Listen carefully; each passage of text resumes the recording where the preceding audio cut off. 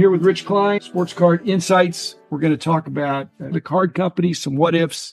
Thanks, card companies, Upper Deck, Panini, and Topps, Heritage Auctions, Huggins Scott Auctions, Mike Stadium Sports Cards, Burbank Sports Cards, ComC.com, and Beckett Media, Beckett Grading, Beckett Authentications. I've spent a lot of time talking about the Star Company the last few weeks, and people like that because I was trying to go a little bit deeper, as I said, peeling the onion, what seemed like a no-brainer to me at the time based on the Star Company in no way, in my mind, are the people of the day being considered a major card company. So then I got a question, what about Pacific? Was Pacific always, never, or sometimes considered a major card company? I think sometimes. Before they got their Spanish baseball license, they were not a major company. They had an NFL license beginning in 91. They never really did basketball. I think at one time they were either exclusive or close to being exclusive in hockey. So they straddled the world of being major, not major. They were always a little bit smaller. And we had long talks with Mike Kramer, and those were really good. But I think Pacific was more of a family type of a company, just like Beckett was when you were this owner. Pacific, yes, was very family oriented, not just people in the family, but there was a real warmth in the company, and they had nice people. We liked them, and I think that worked against them when they were seeking the licenses because they didn't present a corporate look or feel. They didn't have large office building headquarters. They had their walk-up store, which I thought was really cool and really helped them to be responsive. When they held 3 of the 4 licenses, I think absolutely they were a major card manufacturer. And now that they've been gracious enough to you and me to send us some of their production data from some of those years, we can see, yes, they were smaller than Fleer or Topps or Donruss or Upper Deck or any of those other. Yes, they were the smallest one, but they were way bigger than the Star Company and way bigger than the Ted Williams Company and way bigger than many of these others. And they had the longevity of many years, which Wild Card and Collector's Edge and Pro Set even were in and out. Although Pro Set was a major card company until it disappeared.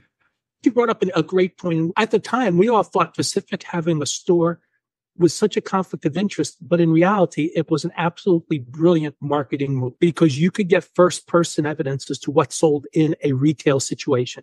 And you could get feedback from live customers as to, hey, this is great, or what are you doing with this? In retrospect, Mike and his team were smarter than the rest of us. And they integrated having a retail outlet where they could sell they didn't discount, they sold it at retail prices in a retail situation. Yeah, but he was a collector, he was a dealer, so he understood how those thought. The problem would have been if we would have tried to have a store in Dallas, how would we differentiate from the other many stores that were already in Dallas? For Mike in the Seattle area, there were other stores there, but I don't know that they were jealous of him because it sounds like he really leaned into it because he's mainly selling Pacific cards. Having gone on a couple show trips to Seattle, nobody really got upset at Mike's store. When I would go to stores on all the trips, and I never heard anybody complain about the Pacific Sports Collectible store. It was just there, and I think they all understood why. I think you're a major card company if you show growth. If you help grow the category, that's major to me. And if you have regular innovations. By both of those metrics, Pacific really pushed the envelope on die cutting and other kinds of insertion ratios that they took control of. They were hands-on for that, and they grew their business. Say what you want about Fanatics, but there's one thing Fanatics has continued to do, which is look for ways to grow the hobby. Last weekend, they sent over 100 athletes around the country to various stores to either sign or appear or do things at the Hobby Rip Night or Hobby Rip Day, because a lot of them, like locally, the Triple Card family of stores at their newest location, Tom Brady showed up. It was busy. When I went and did the tour, I went to several stores, and they didn't do quite as much for the stores. They only had packs and they had some shirts. Maybe they could have sent some more goodies, but they did send 100 players. So there was a considerable expense in that. But when I went to my last trip for the day, the owner wasn't there, but the day-by-day manager knew me, and we chatted for a while, and he gave me a good break on some value box singles I bought, so I was very appreciative. And he says, yeah, from 12 to 5, we've been swamped the whole day. But the stores that participated all got a significant boost. The first one I had ran some discounted sales, so I bought some cards at the first one. So all these places did things to really boost their business. And it was quite a success in terms of hobby rip day for all the stores I went to. Had very successful days. We're starting off here about Pacific being a major card company. I cannot think of another example of any card company that was made to jump through a non-financial hoop in order to get on their licensing journey. They either got the license or they didn't. Pacific had to prove their mettle by doing the baseball first, even though they'd already done football. And even football, they had a test issue. I don't remember any other company that had to work the minor leagues before they could join the major leagues. Football in those days, the joke was they were handing those out. Routine baseball, even though they'd done football, they still made them go through and prove that they would persevere and do a good job on the Mexico and South American, probably mostly Mexico distribution. I want to phrase this right. I don't think Mike is really a corporate guy. And I think that was part of what happened. He got no respect because when he walked up, he's a crab fisherman. It was brilliant. His life story is compelling, but that wasn't what they were looking for. They were looking for a three-piece suit, and Mike could write a big check if he needed to. But I won't say he was frugal, but he wasn't wasteful. And you're the same way. You weren't wasteful, but you certainly weren't afraid to spend money when you needed to either. Right. I think we've hit it. Mike really wasn't corporate. But look at it this way. Pacific's lasted longer than ProSet. I know Jerry Meyer still lives near you, but they lasted many years longer than Pinnacle that had all the corporate people knowing how to talk corporate language. I did an episode with Chris Burak a couple weeks ago, and one of the things that came up was how the golf magazine came about and my negotiations with Richard McWilliam. And a comment that's from John Keating, which every John Keating contact I get is signed off as JK. Am I supposed to have a double meaning there? We love John, but he's just kidding. But he mentioned, is Richard McWilliam viewed more negatively, neutral, or more positively through the lens of history in the hobby?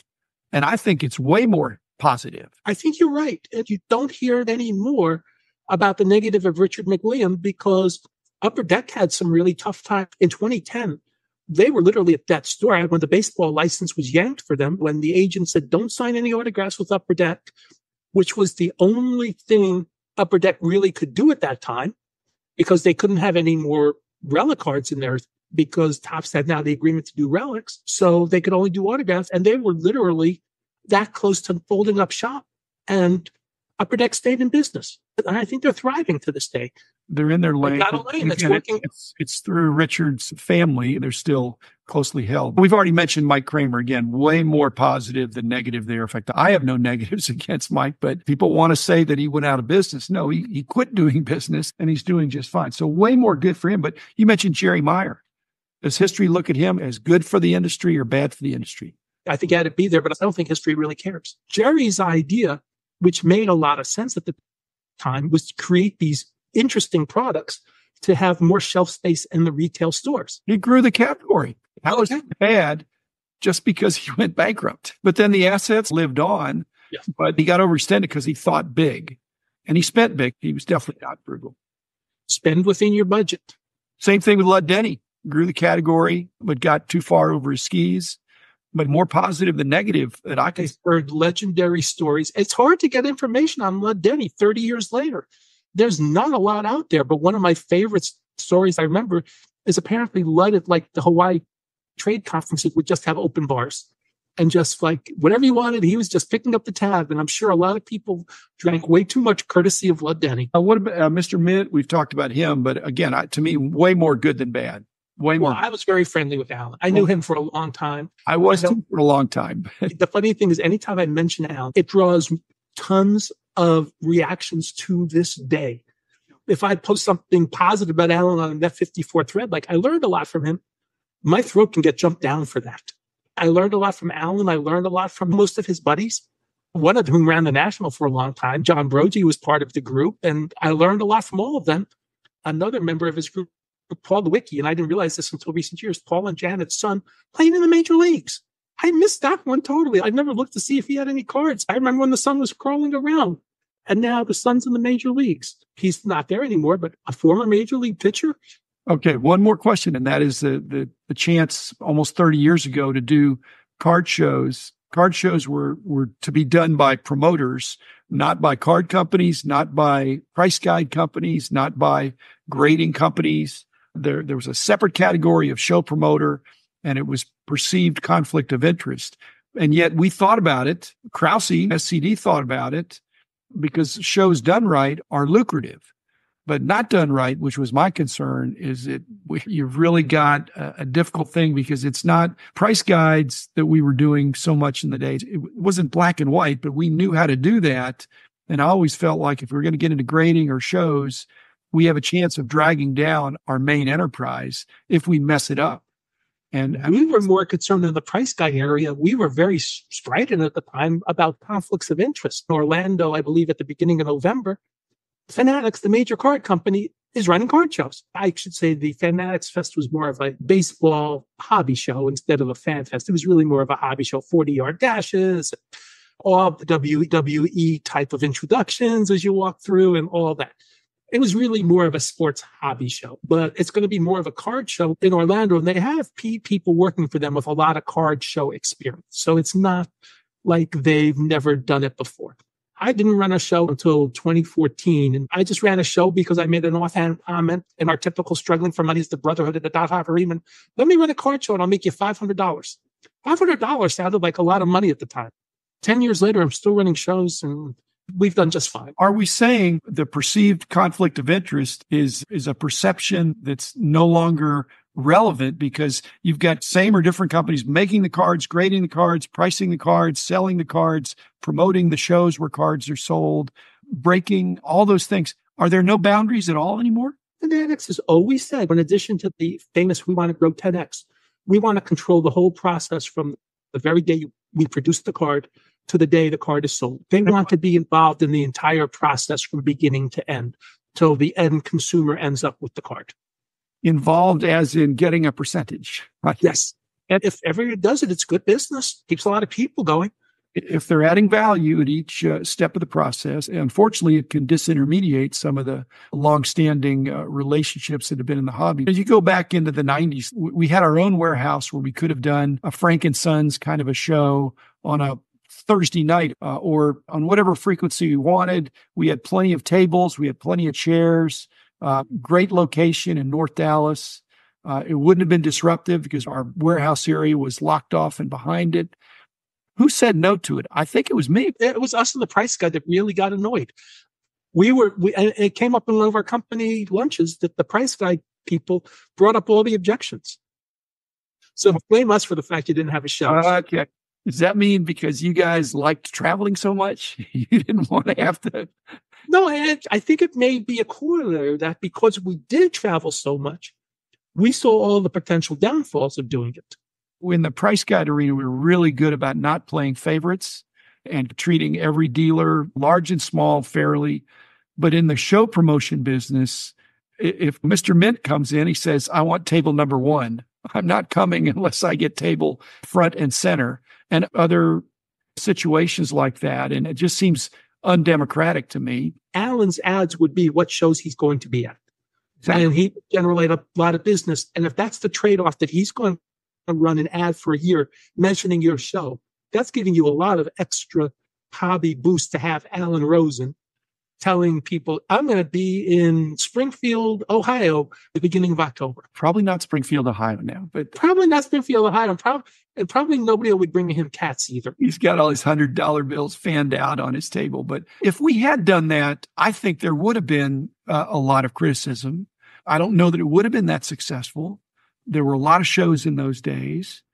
So I guess I felt like we didn't have much to gain, but it could tarnish our reputation as much as confuse our reputation. You've hit it on the head. Plus, do you just assign the tables based on when people sign up for the show? I hope the Fanatics November show in Orlando is a smashing success for all concerned, because Orlando, I think, is an under-tapped Florida market for possible hobby growth. People like to go on vacation to Florida.